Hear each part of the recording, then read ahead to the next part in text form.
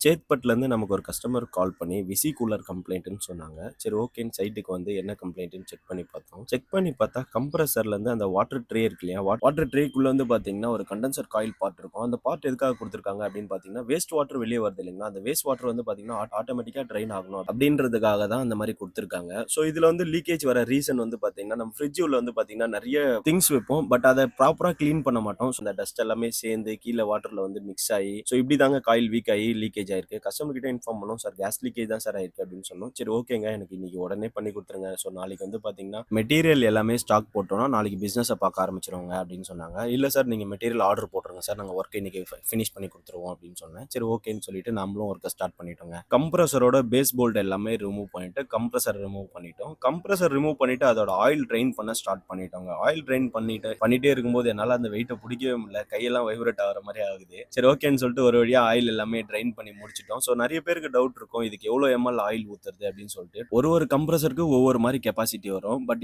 இந்த compressor model நம்பருக்கு வந்து பார்த்தீங்கன்னா 200 எம்எல் ஆயில் அளந்து வச்சுட்டு அடுத்து வந்து பார்த்தீங்கன்னா ட்ரெயின் பண்ண ஆயில் வந்து பார்த்தீங்கன்னா அதில டஸ்ட் ஏதாவது மிக்ஸ் ஆயிருக்கா அப்படின்னு சொல்லிட்டு உங்களுக்கு காட்டுறதுக்காக அந்த ஆயில ட்ரெயின் பண்ணேன். ஸோ அந்த ஆயில்ல வந்து பார்த்தீங்கன்னா லைட்டா பிளாக்கா இருந்தது. பட் அதில வந்து பார்த்தீங்கன்னா எந்த ஒரு தண்ணியும் மிக்ஸ் ஆகல. ஆயில் கிளியரா தான் இருக்கு. ஆயில் கிளியரா இருக்குன்றதுக்காக சேம் ஆயிலே நம்ம யூஸ் பண்ணக்கூடாது. புது ஆயில் தான் யூஸ் பண்ணணும். ஸோ நெக்ஸ்ட் வந்து பார்த்தீங்கன்னா, அந்த ட்ரெயின் ட்ரேல கண்டென்சர் காயில் பார்ட் சொல்லியிருந்தேன் இல்லைங்களா? அந்த கண்டென்சர் காயில் பார்ட் உள்ள பாருங்க.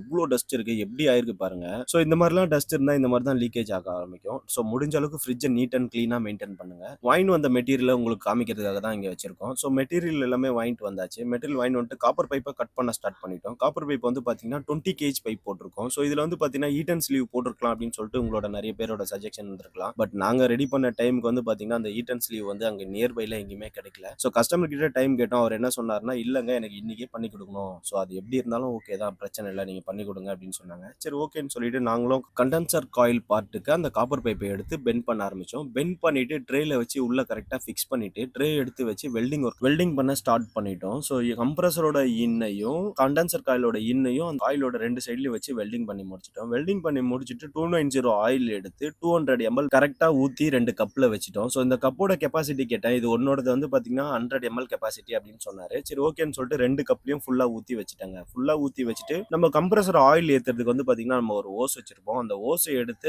கனெக்ட் பண்ணி ஆயில் ஏத்த ஸ்டார்ட் பண்ணிட்டேன். என்னடா இது சரியாவே செட் பண்ண மாட்டேங்குதே அப்படின்னு சொல்லி பார்த்தா, இந்த பக்கம் செக்ஷன் பைப் அமுத்தியே பிடிக்கல. அதுக்கப்புறம் கஸ்டமர கூப்பிட்டு, "சார் இந்த செக்ஷன் பைப் மட்டும் அமுத்தி பிடிங்க. அப்பதான் ஆயில் வந்து சீக்கிரமா சக் பண்ணும்" அப்படின்னு சொன்னேன். சரி ஓகேன்னு சொல்லிட்டு அவரே கொஞ்சம் ஹெல்ப் பண்ணாரு. அதுக்கப்புறம் ஆயில் எல்லாமே ஏத்தி முடிச்சுட்டோம். ஆயில் எல்லாம் ஏத்தி முடிச்சுட்டு கம்ப்ரசரோட ஹெட் பிரஷர் கரெக்ட்டா இருக்கான்னு செக் பண்ணோம். கம்ப்ரசரோட ஹெட் பிரஷர்லாம் பக்காவா இருக்கு. நெறைய பேருக்கு இந்த இடத்துல ஒரு டவுட் இருக்கும். ஸோ அந்த ட்ரேல வந்து பார்த்தீங்கன்னா லீக் ஆச்சு இல்லைங்களா? அந்த லீக் ஆனது வந்து கம்ப்ரசர் ஒர்க்கிங் டைம்ல அந்த ட்ரேல தண்ணி இருந்ததுன்னா, ஸோ அந்த தண்ணி எல்லாமே கண்டென்சர் காயில்ல ஏறியிருக்கும். நம்ம செக் பண்ண வரைக்கும் அந்த அந்த கண்டென்சர் காயில்ல ஒரு டிராப் தண்ணி கூட போல. பட் தண்ணி போலனாலும் நம்ம எல்லாமே ப்ராப்பரா செக் பண்ணிட்டோம். ஸ்ட்ரெய்னர ஸ்டார்ட்டிங்ல பார்த்திருப்பீங்க. ஸ்ட்ரெய்னர கட் பண்ணும்போது அதுல வந்து பார்த்தீங்கன்னா, அந்த அந்த பால்ஸ் மாரி இருக்கிறதுல வந்து கொஞ்சம் கூட தண்ணி இல்ல, ஆயில் இல்ல, எதுவுமே இல்ல. நீட் அண்ட் கிளீனா இருந்துச்சு. கேபிலரி டியூப எடுத்து நல்லா எம்ரி ஷீட் போட்டு தேய்ச்சுட்டு கிராஸா வச்சு கட் பண்ணிட்டு ஸ்ட்ரெய்னர்ல வச்சு பஞ்ச் பண்ணிட்டேன். பஞ்ச் பண்ணிட்டு வெல்டிங் பண்ண ஸ்டார்ட் பண்ணிட்டேன். ஸோ வெல்டிங் பண்ணும்போது நெறைய பேர் வந்து பண்ற மிஸ்டேக் என்னன்னா, வெல்டிங் பண்ணும்போது வெல்டிங் கன் வந்து ஓவர் அதிகமா ஹீட் வச்சா தான் சூடாகும் அப்படின்றதுலாம் இல்ல.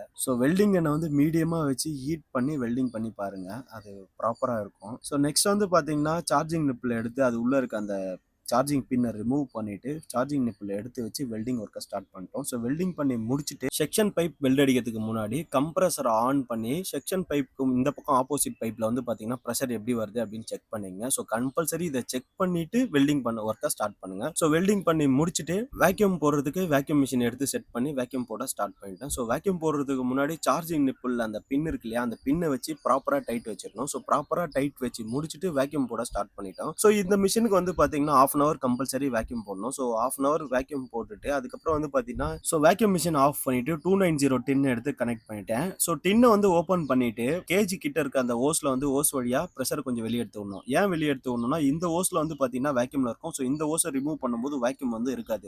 டின்ன கனெக்ட் பண்ணி டின்ன ஓப்பன் பண்ணிட்டு அதுல வெளிய எடுத்து விட்டோம்னா, ஸோ ஃபுல்லாவே வந்து பார்த்தீங்கன்னா லிக்விடா தான் இருக்கும். ஸோ இப்போ கேஸ் ஏத்துனா லிக்விடா தாங்க ஏற ஆரம்பிக்கும். ஸோ லெவல் வந்து பார்த்தீங்கன்னா, ஆஃப்லயே வந்து ஒரு 40% வச்சுட்டு மிஷின ஆன் பண்ணிட்டு கேஸ் லெவல் பக்காவா வச்சுட்டோங்க. முடிச்சிட்டோங்க. இதோட லெவல் வந்து பார்த்தீங்கன்னா 20% வைக்கணும். 20% வச்சு முடிச்சுட்டு ஆம்ப்ஸ் செக் பண்ணேங்க. ஆம்ப்ஸ் செக் பண்ணா 3.1 எடுக்குது. ஸோ இதோடது வந்து கேஸ் லெவல் ஓவரால் எல்லாமே ஃபுல்லா வச்சுட்டோம். ஸோ வச்சுட்டு வந்து பார்த்தீங்கன்னா, ஸோ ஆன் பண்ணும்போது சப் ஜீரோல டெம்பரேச்சர் பார்த்தீங்கன்னா 30 இருந்துச்சு. ஸோ ஒரு 1/2 அன் ஹவர் ரன் ஆனதுக்கப்புறம் பார்த்தீங்கன்னா, டெம்பரேச்சர் வந்து 15 வந்துருச்சுங்க. So கஸ்டமரும் happy. ஸோ இந்த மாதிரி சர்வீஸ் ஏதாவது தேவைப்பட்டா கீழ இருக்க நம்பர கான்டாக்ட் பண்ணுங்க. ஸோ எங்களோட வீடியோஸ் பிடிச்சிருந்தா லைக் பண்ணுங்க, ஷேர் பண்ணுங்க, கமெண்ட் பண்ணுங்க. தேங்க்ஸ் ஃபார் வாட்சிங்.